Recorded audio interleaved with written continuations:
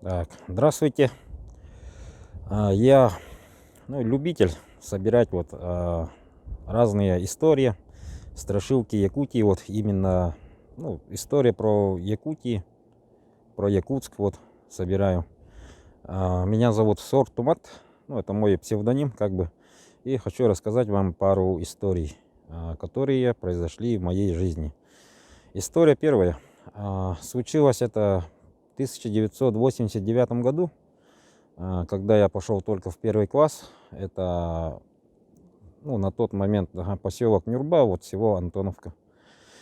Там мы жили в старом доме. Этот дом перенесли из местности Рюсумор, то есть вот за речкой. Дом был очень старый, еще вот революционных годов, можно сказать. Там были и следы от пуль, вот, в общем, старый дом. И зимой 89 года, когда на улице вот холодно было, дети в школу не ходили, я сидел дома. Воспитывался я у бабушки и дедушки. Вот. Они вечером пошли в хутон, доить коров. Я вот всегда оставался один дома. И запомню еще вот один такой вечер. Так, получается, я сидел на кухне, играл игрушками вот разными. И в комнате стояла вот старая радиола. Такая вот старая радиола с крышкой такой, которая открывается, закрывается. И когда я сидел, я слышал, вот как крышка открывается и закрывается. А когда прислушивался, она останавливалась.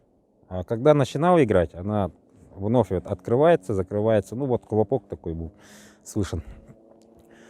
И вот один раз, вот когда прислушался, и крышка начала открываться, закрываться и не переставая. Я вот выбежал на террасу, испугался, вот выбежал на террасу и там простоял. Меня еще вот на замок закрывали. И простоял, до прихода бабушки и дедушки. Я рассказал про этот случай.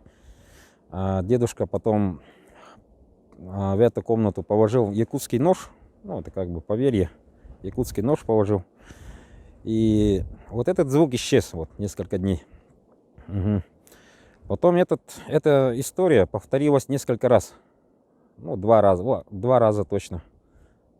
И первый раз, после этой истории, то же самое, я остался дома один. И были слышны шаги, тяжелые такие вот. Кто-то вот сапогами ходит по комнате. И шум такой вот от пола. Я сидел, тоже выбежал, получается, вот на террасу. И опять был закрыт. И там на столе у нас стояли вот эти, мясо, вот эти вот мясные продукции. Вот. Я, получается, мясо вырвал, холодное, разбил окно террасы и туда выпрыгнул. Потом, вот побежал вот бабушке, дедушке, то же самое рассказал. Эту историю. Потом, помню, вот они печку, вот, получается, вот, кормили там что-то вот. Дедушка ругался. И, третья история, там как бы шума такого не было, ничего такого. Вот когда они пошли, тоже вот в хутон, я, получается, вот взял дедушкино ружье, поставил его на стул, и сидел, ждал, вот, когда вот этот невидимый человек, можно сказать, придет. Так и не пришел. Меня потом наругали. Особенно дедушку наругали, то, что он ружье вот оставляет. Так вот. Это, получается, вот все одна история. История вторая. Случилось это в 2005 году. Я вот по окончанию учебы поехал работать в поселок Тикси. Там гимназия была, школа. И в ноябре месяце вот, на севере, как бывает, это пурга сильная, отмена женского труда, там 27 метров в секунду, по-моему, было. И мы, мужчины, вот дежурили в школе. Я вот дежурил с трудовиком с одним.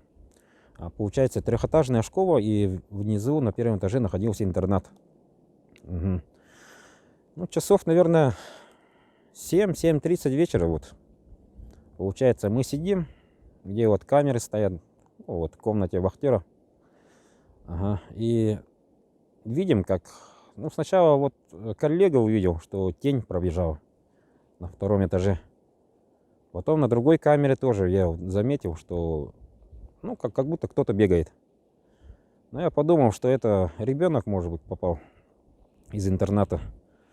И все двери школы, вот, которые были между этажами, их закрывали вот на цепь и на замок.